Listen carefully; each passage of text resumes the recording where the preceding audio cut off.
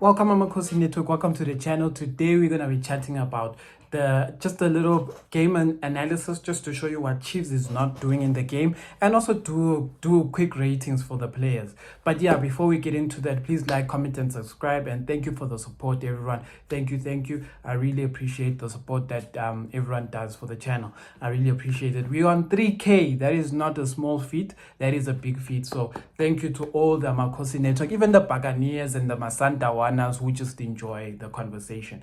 Thank you. And remember that I want to get you guys on the channel. So for those of you who want to also be on videos and also want to chat and give your perspective on Chiefs and PSL and your teams, etc., I'll even allow Sundowns people just to let us know what they think the Chiefs problem is, whatever.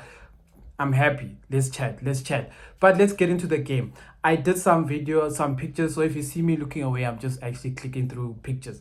So the first picture that I have here is the one where Umodi got the marked the ball and passed to Duba. The thing I want to highlight here, this is the first picture you can see. Let's go to the second picture. The second picture, what I wanted to highlight is a lot of you, I wanted to show you that in this chance that Duba got, it wasn't necessarily a created chance by Chiefs. It was an individual brilliant moment, meaning Guti, this is not a chance that is created in the training ground. This is a chance that is created just by the quality of the person who is on the field, which is why Chiefs would have been doing way better if our quality of players on the field were better, even with bad coaches, because they can figure things out. So in this chance, you can see I put a question mark. So Duba took a shot here, but what I wanted to show you here is like, it's not really a chance when you think about it. Like there's not really much he could do. He just used his individual brilliance. And the other thing I wanted to show you is that the attackers that are in the box don't give Duba an option. They are chilling in the box as if they are good headers of the ball, and they're not. So I drew some arrows there to show you that when Duba got the ball, the first thing that was meant to happen is Modi was meant to run through to give Duba an option, take away players for Duba, and Salile was meant to run through the back, just to also have a run, to give Duba an option to say, if I'm not taking a shot, at least maybe I am passing Usaile, and then Dolly get closer to the box. Because as you can see, if I count there's about 7 Arrows players in the box compared to the 3 Kaizer Chiefs players that are trying to score. So that's number 1. Number 2, I just wanted to highlight Duba wears number 36, and we hope he scores 36 goals next season, because this season is finished. There's nothing much you can do. But next season, Duba, your target is 36 goals, the number on your back. Remember that. Remember.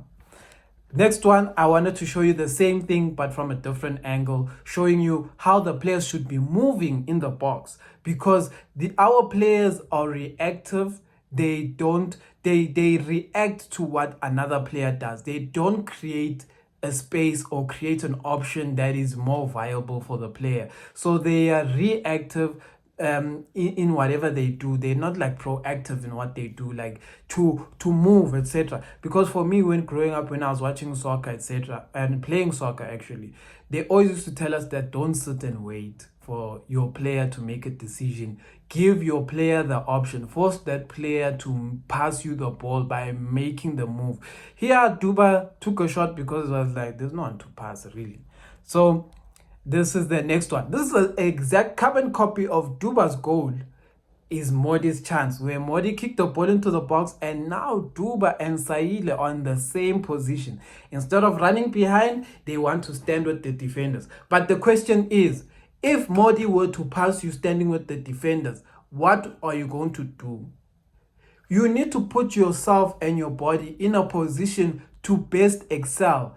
I don't understand why the players that get in the box want to stand with the defenders, because when you stand with the defenders, you don't really give yourself an option, because that means that if you stand directly with the defender, it means you want us to pass you 2 feet, but when you pass you 2 feet, you don't have a plan. So run behind, make the defense, suck the defense closer into the box so it can give at least a rebound or whatever to a player who is getting closer to the box.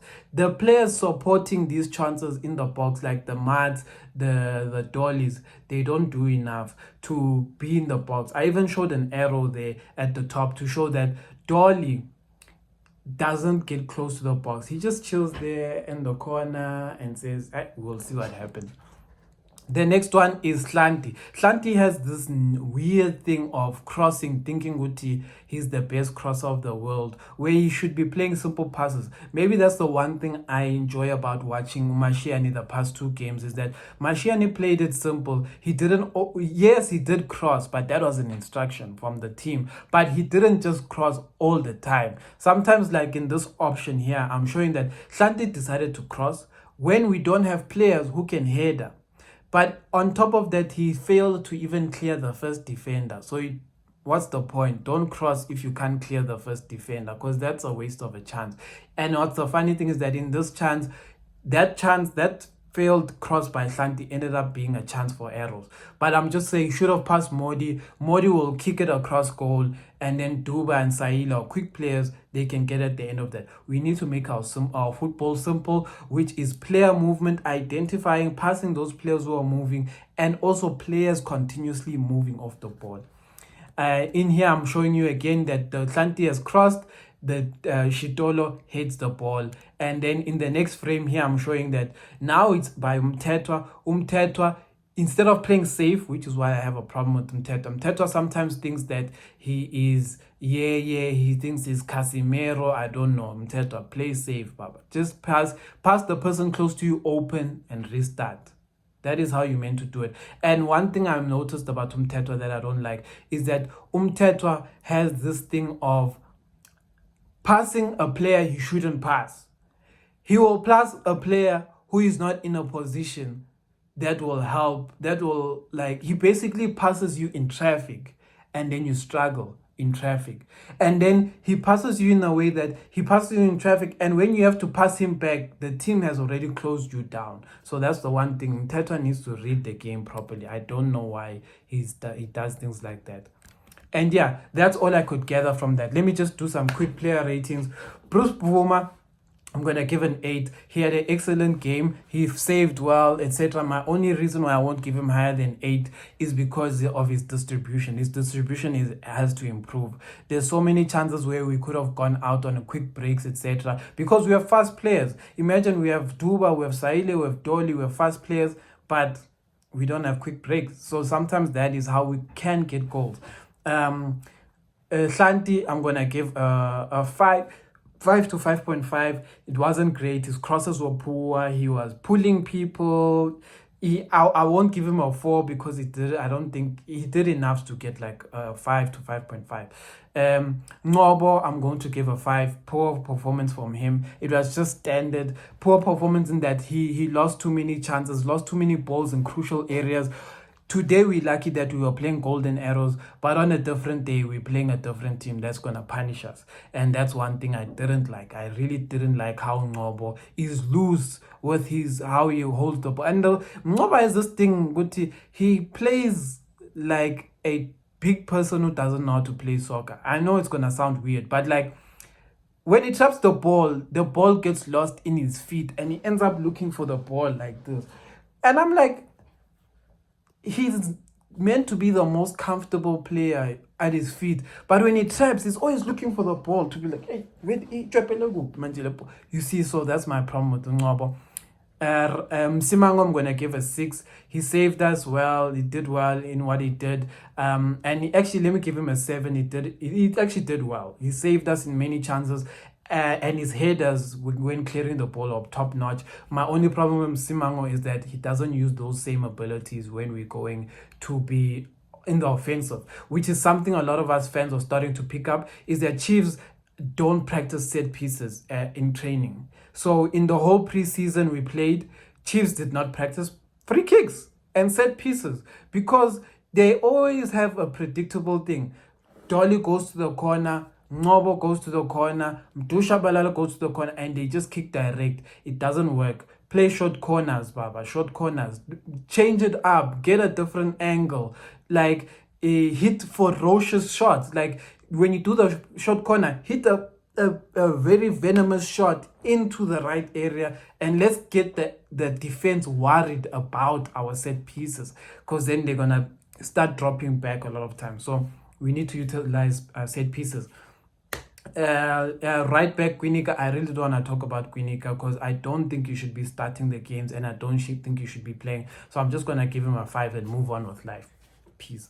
So Mtetwa, I'm gonna unfortunately give a 4. Mtetwa lost too many balls. Mtetwa was getting bossed by players who shouldn't be bossing him in the middle. Mtetwa failed to control the midfield, and what happens is that when you fail to control the midfield, the ball just becomes loose. It becomes anyone's ball, which is why Arrows had so many counters, but because they are poor up front and decision making is not good, they don't score.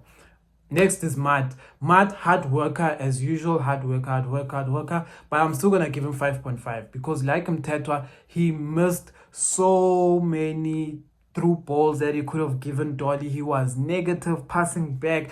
The whole team was basically negative passing back. But the only I didn't like how we were playing. Like our midfield was very negative. So Matt, I'm gonna give a 5 to 5.5. He won man of the match, which surprised me because he really didn't do well to control the midfield. You see, I always say this, the issue I have with Matt is that Matt knows how to confuse your mind because of his work rate. Because of how much he works, you will think he's doing well. But because of the amount of balls he actually passes the opponents, he ends up marking his mistakes. So that is my issue with Matt. He marks his mistakes. Next one, I'll say Dolly. I'll give him a 6. It was a better performance with the movement of the ball. His combination with Modi and Duba is looking promising. I wonder what happened to Botsani. I was never a fan of Botsani, but sometimes I wonder if we had Botsani playing on the Saile side, how would it look combination wise? Because Saile, because he's not good with short passes and all of those things, we lose an element of the right-hand side because Saile is not really effective. And the thing is that when we play Dupree, we can't play Dupree and Quinica. Dupree and Quinica don't play well together on the same side. So we have to play Dupree and Solomons, because if you play Dupree by himself, it doesn't work. He can't eliminate enough people because he has to overwork. But when Solomons is there, they end up finding pockets in there to work. So that's why I'm saying Quinica kills Dupree in games. If Dupree plays with Solomons, that's where Dupree frees up on the right hand side, which I'm not a coach, but tell me what you think there. Next player is Duba. Duba will give a 7.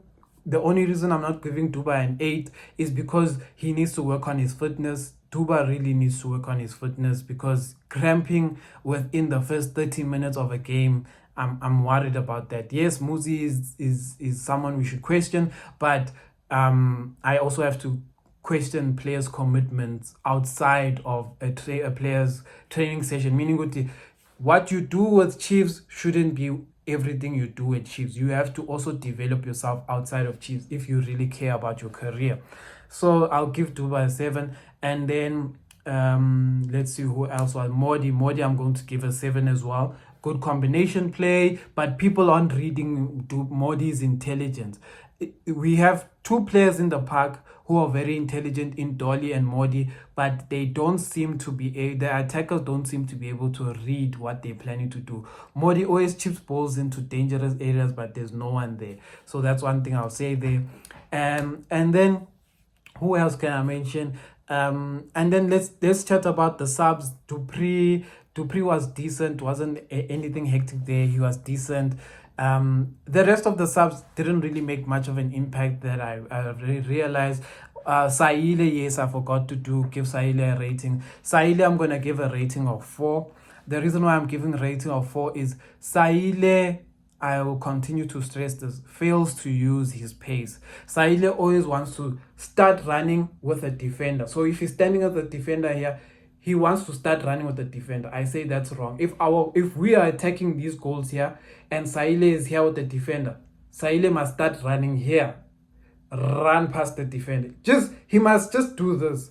The whole game, he must do this. Don't stand with the defender. Because when you stand with the defender, they win. Because they don't have pace. And when you start and stand with them, you give them the advantage. But if you create space for yourself and go in, create space for yourself and go in, create space for yourself and go in and run behind, create space for yourself and go in, that is how you kill the offense. So that's all I have for today. Amakhosi for life.